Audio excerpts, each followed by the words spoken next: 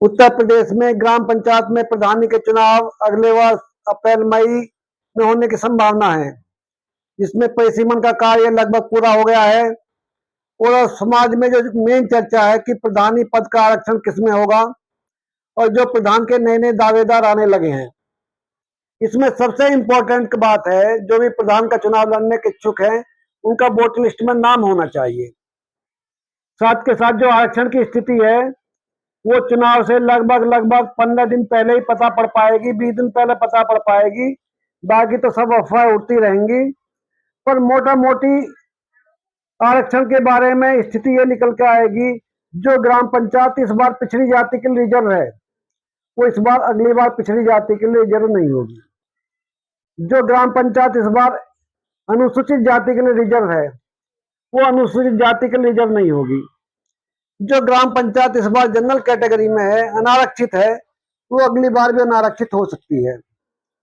साथ के साथ महत्वपूर्ण बात यह है, हो सकता है इस बार इस तरह की संभावना निकल के आए कि जो ग्राम पंचायत जब से आरक्षण पद्धति लागू हुई है एक बार भी एससी कैटेगरी में नहीं गई है, अनुसूचित जाति कैटेगरी में नहीं गई है, सबसे पहले उसको प्राथमिकता दी जाए।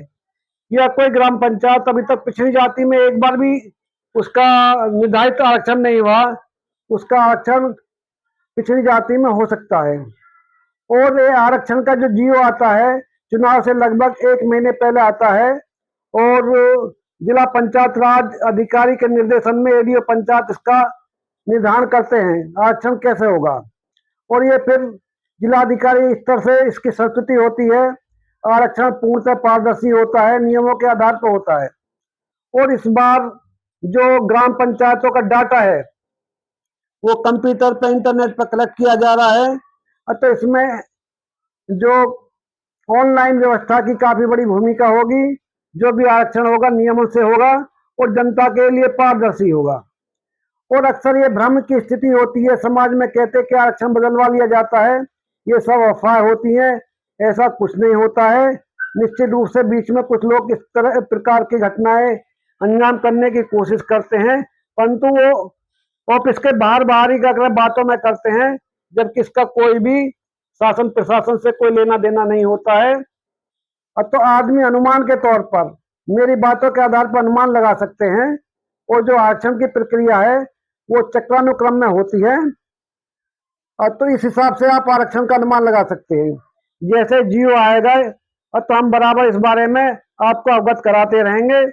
और ये जानकारी लगभग बहुत अच्छी जानकारी है। कुछ यूट्यूब चैनल ऐसे होते हैं जिनको कोई व्यवहारिक अनुभव नहीं होता, उन्होंने कभी आरक्षण प्रक्रिया को ना देखा होता है ना महसूस होता है किया होता है, वो आरक्षण के बारे में बताने लगते हैं। आरक्षण 1 महीने ही पहले स्थिति पता पड़ पाएगी, पर मोटा मोटी अनुमान ये है, जो ग्राम पंचायत इस बार पिछड़ी जाति में है वो पिछड़ी जाति में नहीं रहेगी। जो ग्राम पंचायत इस बार अनुसूचित जाति में अनुसूचित जाति में नहीं रहेगी।